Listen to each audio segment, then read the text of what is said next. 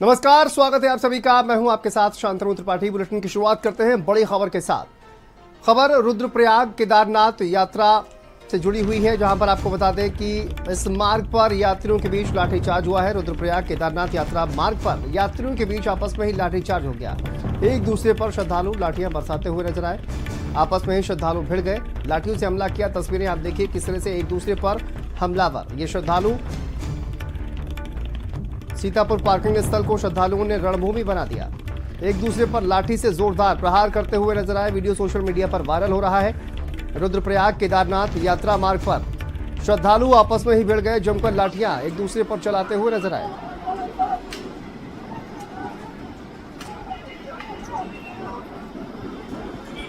देखिए तस्वीरें रुद्रप्रयाग से सामने आ रही हैं, जहां पर केदारनाथ जाने वाले जो यात्री हैं वो किस तरह से एक दूसरे पर लाठियों से हमला करते हुए नजर आए।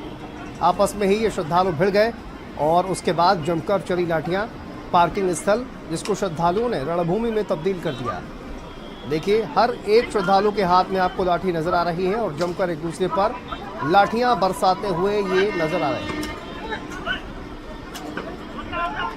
उत्तराखंड ब्यूरो चीफ पंकज हमारे साथ जुड़ गए हैं। पंकज, ये एक दूसरे पर लाठियां आखिर क्यों श्रद्धालु बरसा रहे हैं, क्या वजह थी लड़ाई की? अब देखिए, ये आए दिन का यहाँ पर सबब बन चुका है।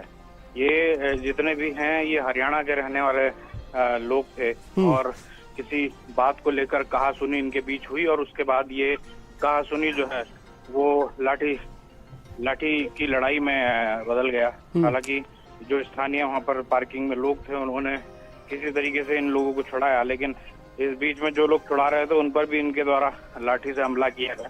तो जैसा मैंने आपको कहा कि उत्तराखंड के 4 धाम में और खास तौर पर मसूरी या फिर नैनीताल जाने वाले जो श्रद्धालु हैं या फिर जो पर्यटक हैं वो आए दिन इसी तरीके की हरकतें जो हैं वो करते हुए दिखाई दे रहे हैं और जो वीडियो जो है वो सोशल मीडिया पे वायरल हो रहा है। जी ठीक है, आप बने रहिए हमारे साथ पंकज। तो देखिए ये इस तरह की तस्वीरें अब बताया जा रहा है कि आए दिन इसी तरह की तस्वीरें देखने को मिलती है। हरियाणा के रहने वाले ये लोग बताए जा रहे हैं। चलिए आगे बढ़ते हैं। बड़ी खबर देहरादून से है। राष्ट्रपति द्रौपदी मुर्मू का 3 दिवसीय उत्तराखंड का दौरा है, जहां पर जौलीग्रांट एयरपोर्ट पर सीएम पुष्कर सिंह धामी ने उनका स्वागत किया। राज्यपाल गुरमीत सिंह, पूर्व सीएम निशंक भी मौजूद रहे।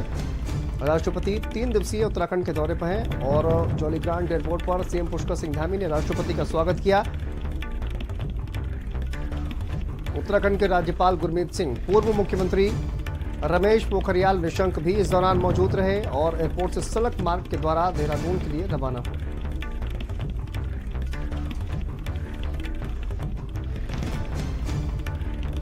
तो जौलीग्रांट एयरपोर्ट पर सीएम पुष्कर सिंह धामी ने राष्ट्रपति द्रौपदी मुर्मू का स्वागत किया और उसके बाद देहरादून के लिए रवाना हुई राष्ट्रपति। और पंकज हमारे सहयोगी हमारे साथ जुड़े हुए हैं। पंकज, राष्ट्रपति का 3 दिन का दौरा है उत्तराखंड का, इस दौरान क्या कार्यक्रम है, क्या जानकारी है? आज तो राष्ट्रपति गई हैं और उनका जो है स्वागत मुख्यमंत्री राज्यपाल द्वारा किया गया है। इसके अलावा कल क्योंकि का जन्मदिन भी है, में आशियाना जो राष्ट्रपति का आवास है उसमें तो वो रहेंगी और आने वालों के लिए भी जनता खुलने का जो कार्यक्रम है किया जाए। इसके अलावा एक और आयोजन जो है वो होगा जो होगा जिसमें वो दृष्टिबाधित जो बच्चे हैं उनसे और उनको द्वारा लाई गई चीजें करेंगी। इसके अलावा अगर 21 तारीख को योग के अवसर पर योग दिवस के कार्यक्रम में मौजूद रहेंगी। तो ये कार्यक्रम है। पंकज, बहुत शुक्रिया आपका जानकारी अपडेट के लिए।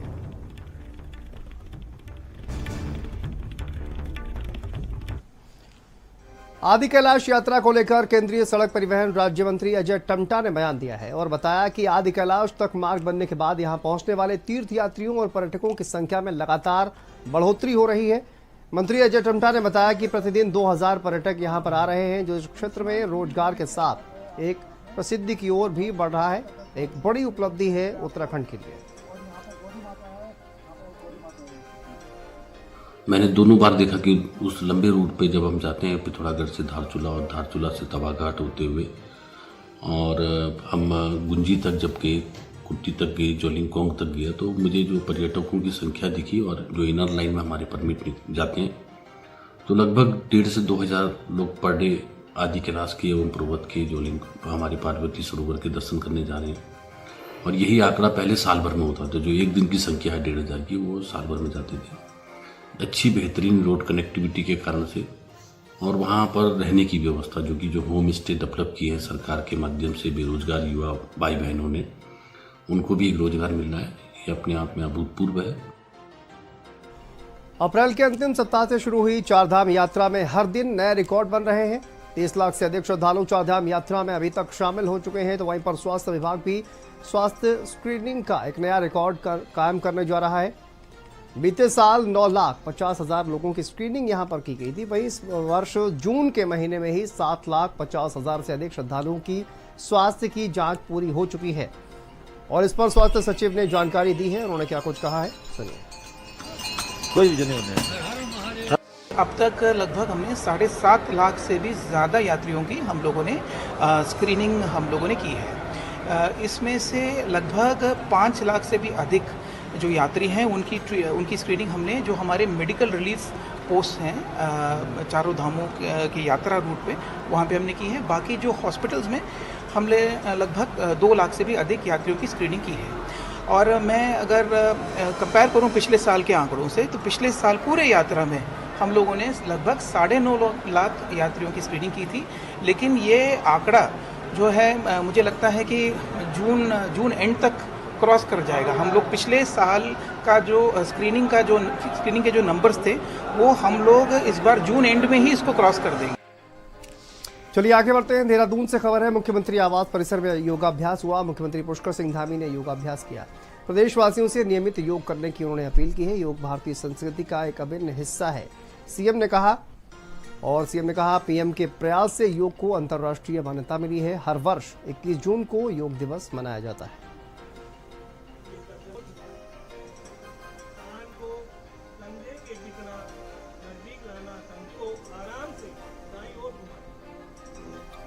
चलिए आगे बढ़ते हैं। टिहरी जनपद के नरेंद्रनगर विकासखंड के अंतर्गत कारगिल शहीद सुंदर सिंह नेगी के गांव की सड़क मार्ग का निर्माण और डामरीकरण सहित अन्य स्वीकृत सड़कों का डामरीकरण करने की मांग को लेकर नरेंद्रनगर विधानसभा के पूर्व विधायक ओम गोपाल रावत के नेतृत्व में बड़ी संख्या में ग्रामीणों और सामाजिक संगठनों से जुड़े लोगों ने फकोट में सरकार के खिलाफ जमकर धरना प्रदर्शन किया।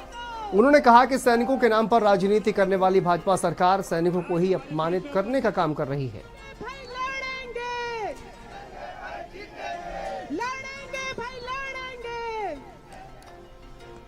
हाल ही में कांग्रेस के वरिष्ठ नेता हरक सिंह रावत ने अपने बयान में 2022 के विधानसभा चुनाव में हार को लेकर बड़ा बयान दिया था, जिसमें हरक सिंह रावत ने पूर्व मुख्यमंत्री हरीश रावत के चुनाव लड़ने को लेकर बड़ी बात कही थी। वहीं अब पूर्व मुख्यमंत्री हरीश रावत ने हरक सिंह रावत के बयान पर मुहर लगा दी है। उन्होंने कहा कि अगर वह स्वयं चुनाव नहीं लड़ते और पार्टी को चुनाव लड़वाने पर ध्यान देते तो कांग्रेस की सरकार बन सकती थी। जब परिणाम जो देखे और उसका जो नतीजा निकला है वो है, और मैं ये मानता हूँ इस बात को कि यदि मैं चुनाव नहीं लड़ा होता और या मुझे नहीं लड़वाया गया होता और ये जो परिस्थितियाँ उसके चारों तरफ खड़ी हुई वो नहीं हुआ होता तो हम कई चीज़ों को संभाल लेते, और उन चीज़ों को संभाल लिया होता तो कांग्रेस सत्ता में आ गई होती। आप देखिए कई सीटों पर हमारा जो सीट का मार्जिन है, यदि उनको ज़रा सा कैंपेन में सहारा ही मिल गया होता तो वो सीटें हमारी निकल गई होती। तो बहुत सारी बातें हैं, इसलिए मैंने एक कंक्लूजन कहा था और पार्टी के हित में मैंने ये बात कही है। और अब मैंने बहुत पहले से बात कह दी है कि भाई अब 2027 जो हमारा चतुर्भुज नेतृत्व है हम उसके पीछे खड़े रहेंगे। तो हरक सिंह रावत के द्वारा दिए गए बयान पर हरीश रावत ने मुहर लगाई। तो वहीं पर अब इस मामले पर कांग्रेस के प्रदेश अध्यक्ष करण महारा ने भी हरीश रावत का समर्थन किया। उन्होंने कहा कि हरक सिंह रावत और हरीश रावत दोनों पार्टी के बड़े नेता हैं और दोनों एक ही बात कर रहे हैं। सुनिए क्या कुछ करण महारा ने कहा। दोनों नेता बड़े हैं और दोनों की बात लगभग एक ही है। हरीश रावत जी भी वही कह रहे हैं, वही बात हरक सिंह रावत जी भी कह रहे हैं। कुछ लोगों ने इसको उनके विवाद के रूप में दिखाने की कोशिश की जो गलत था। और हरीश रावत जी वाकई में एक ऐसे व्यक्ति हैं जिनका जनाधार है, और अगर वो सारी विधानसभाओं में जाकर कैंडिडेट्स के लिए वोट मांगते तो निश्चित ही उसका फ़ायदा कांग्रेस को आता और सरकार भी बनती। और लेकिन इस समय वो घूम घूम के पूरे प्रदेश में कांग्रेस को मजबूत करने का काम कर रहे हैं, अच्छी बात है। आगे बढ़ते हैं। भाजपा नेता पूर्व मुख्यमंत्री हरीश रावत के बयान पर चुटकी ले रहे हैं। प्रदेश प्रभारी मनवीर चौहान ने कहा कि कांग्रेस के बड़े नेता एक दूसरे के पीठ में छुरा भोंकने का काम कर रहे हैं। कांग्रेस में टिकट के लिए सभी अपने परिवार को आगे रखने वाले नेता हैं। बीजेपी के प्रदेश मीडिया प्रभारी ने क्या कुछ कहा, सुनिए।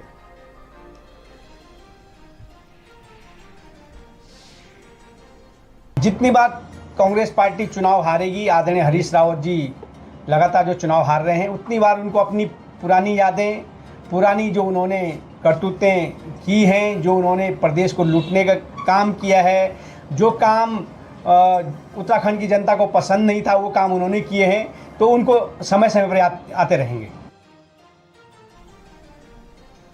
आगे बढ़ते हैं। क्वारब क्षेत्र में वैकल्पिक सड़क निर्माण का मामला तूल पकड़ता जा रहा है और इसे लेकर अल्मोड़ा विधायक द्वारा सरकार की कार्यप्रणाली पर भी सवाल खड़ा किया गया।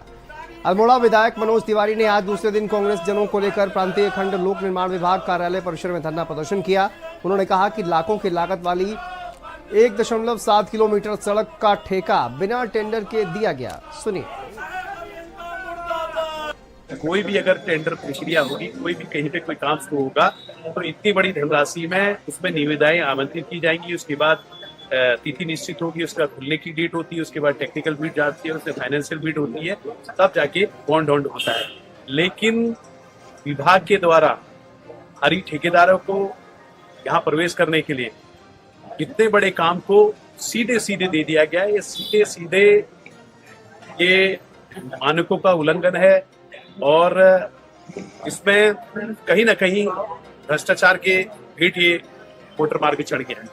और इसमें अधिशासी अभियंता ही नहीं, यहाँ के कई अधिकारी, शासन प्रशासन के लोग भी प्रभावित हैं। हमारी मांग है कि इसमें निविदाएं जारी की जाए और यहाँ के जो स्थानीय हमारे ठेकेदार हैं उनको प्रतिभा करने का अवसर मिले और उसमें सरकार का पैसा भी बचेगा।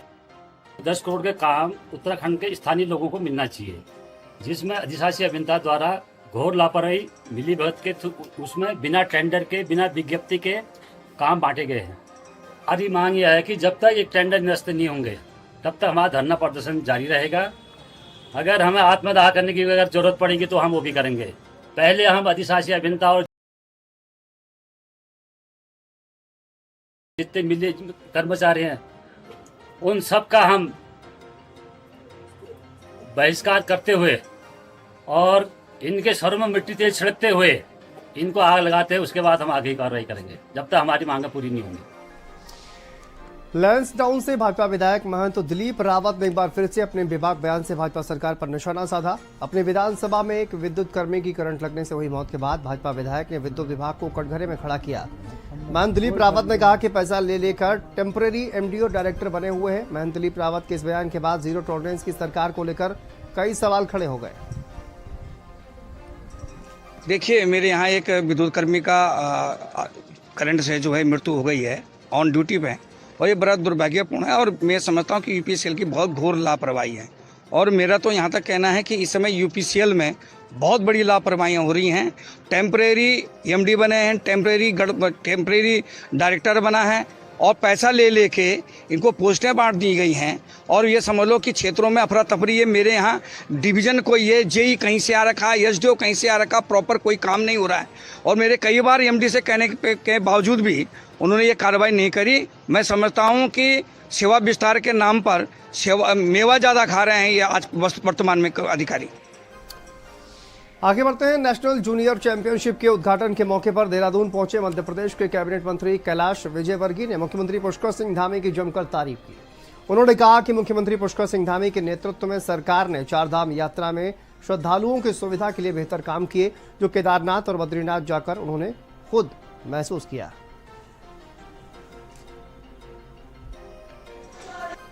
देखिए, मैं केदारनाथ गया था अभी 15 दिन पहले, वहाँ किस तरीके का विकास हो रहा है। बद्रीनाथ गया था, वहाँ पर विकास हो रहा है। उत्तराखंड में केंद्र सरकार की ओर से भी काफ़ी विकास के कार्य चल रहे हैं और इसलिए मैं धामी जी को भी बधाई दूंगा, उनके मंत्रिमंडल के सब सदस्यों को बधाई दूंगा, सारे जनप्रतिनिधियों को बधाई दूंगा और विशेषकर हमारे प्रधानमंत्री जी को ज़्यादा धन्यवाद दूंगा कि इस देवभूमि के प्रति उनकी गहन रुचि है और वो यहाँ पर हमेशा हमेशा आकर न सिर्फ केदारनाथ बाबा के दर्शन करते हैं बल्कि विकास की एक नई इबारत लिख के जाते हैं। आगे बढ़ते हैं। कोटद्वार में प्रेम प्रसंग और संपत्ति विवाद में एक महिला ने अपने प्रेमी के साथ मिलकर पति की हत्या करने के बाद शव को दुगड्डा के जंगलों में फेंक दिया था। इस घटना का खुलासा करते हुए पुलिस ने मुरादाबाद निवासी महिला और बिजनौर निवासी उसके प्रेमी को गिरफ्तार करने के बाद आज जेल भेज दिया। एसएसपी पौड़ी लोकेश्वर सिंह ने जानकारी देते हुए बताया कि 6 जून को दुगड्डा के जंगलों में एक अज्ञात शव बरामद हुआ था, जिसकी पुलिस जांच कर रही थी। सीसीटीवी और मोबाइल सर्विलांस के जरिए पुलिस ने इस हत्याकांड का खुलासा कर दिया।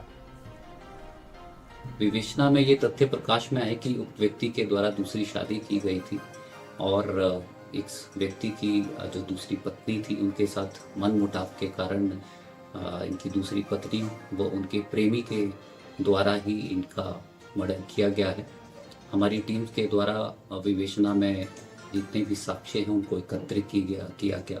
सीसीटीवी व सर्वेलेंस के माध्यम से हम लोगों ने मर्डर के जितने भी एविडेंसेस हैं उनको एकत्रित किया। वह हमारी टीम्स के द्वारा इन दोनों अभियुक्तों को गिरफ्तार किया गया है। गिरफ्तारी करने के उपरांत इन दोनों को आज माननीय न्यायालय में पेश किया जा रहा है। और हिमांशु हमारे सहयोगी जुड़ गए। हिमांशु, ये जो हत्या की गई थी इसका खुलासा कर दिया गया है पुलिस के द्वारा, कैसे ये हत्याकांड का खुलासा किया गया, क्या जानकारी है? मैं जानकारी दे दूं कि ये प्रेम प्रसंग और संपत्ति विवाद को लेकर पूरा ये मामला था, जहां ये पुरुष जिसकी जो मौत हुई है, जिसका मौत का खुलासा किया गया है, इसकी दोनों शादियां थी और जो दूसरी बीवी जो थी कि इनके मुरादाबाद में प्रॉपर्टी थी, उस प्रॉपर्टी को इसकी बीवी बेचना चाहती थी, लेकिन जो शख्स इस घटना में मारा गया है वो इस प्रॉपर्टी को बेचना नहीं चाहता था। इसी के चलते जो महिला है उसने अपने प्रेमी के साथ मिलकर, जो प्रेमिका महिला है वो बिजनौर जनपद की बताई जा रही है, उसके साथ मिलकर पहले उन्होंने अपने इसको शराब पिलाई है और शराब पिलाने के बाद इसको मारने के बाद इसका सब दुगड्डा के जंगलों में फेंक दिया गया था। 6 जून की इस घटना का पुलिस ने आवरण किया है और प्रेमी के साथ ही प्रेमिका को भी गिरफ्तार करने के बाद आज जेल भेज दिया गया। जी ठीक है, बहुत शुक्रिया आपका जानकारी के लिए, अपडेट के लिए।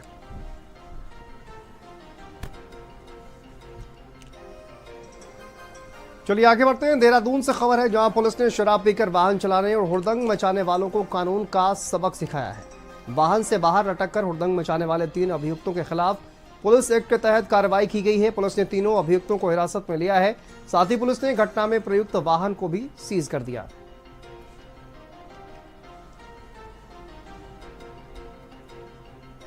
आगे बढ़ते हैं। खबर हरिद्वार से है, जहां पर हर की पैड़ी पर हुक्का पीना हरियाणा के 3 युवकों को भारी पड़ गया। वीडियो सामने आया और वीडियो सामने आने के बाद पुलिस ने ऑपरेशन लगाम के तहत 5 युवकों का चालान कर दिया।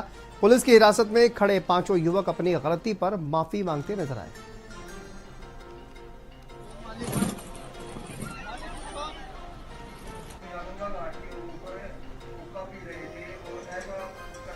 सरकार जनता के द्वार, इस कार्यक्रम की बागडोर बागेश्वर में जिलाधिकारी आशीष भटगाई के हाथ में थमाई गई है। डीएम ने राजकीय इंटर कॉलेज सैलानी में रात्रि चौपाल आयोजित कर ग्रामीणों से सीधा संवाद किया, उनकी समस्याएं सुनी।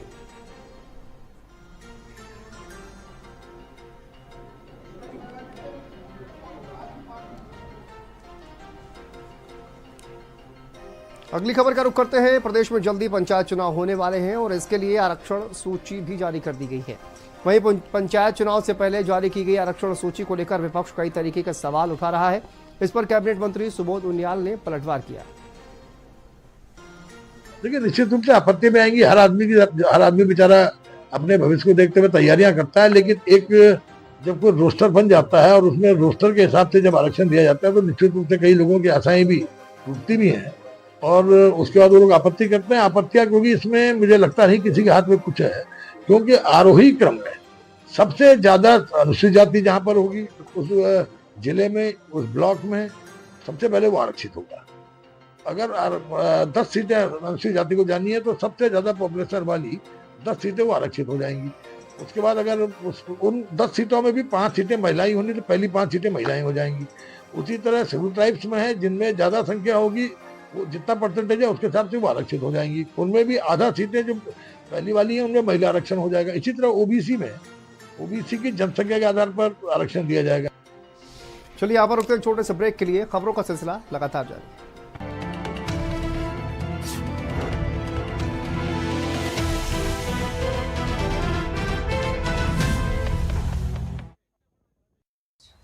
दुनिया भर में जहां भी कन्फ्लिक्ट हो रही हैं या फिर युद्ध हो रहे हैं, वहां सबसे बड़ा सवाल यही आता है कि आखिर अमेरिका के राष्ट्रपति ट्रंप चाहते क्या हैं।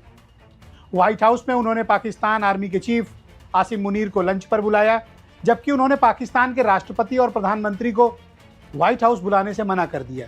तो पाकिस्तान का वास्तविक स्टेट हेड कौन है? आसिम मुनीर, शहबाज शरीफ या फिर जरदारी? लेकिन व्हाइट हाउस ने साफ कर दिया है कि कोई भी डील वो आसिम मुनीर से करेंगे। वहीं ईरान को लेकर ट्रंप हमलावर हैं और खुमैनी को मार डालने तक का ऐलान इजराइल के जरिए कर रहे हैं। दुनिया भर में कूटनीतिज्ञ और विशेषज्ञ हैरान हैं कि आखिर ट्रंप चाहते क्या हैं। रात 8 बजे पूरी चर्चा।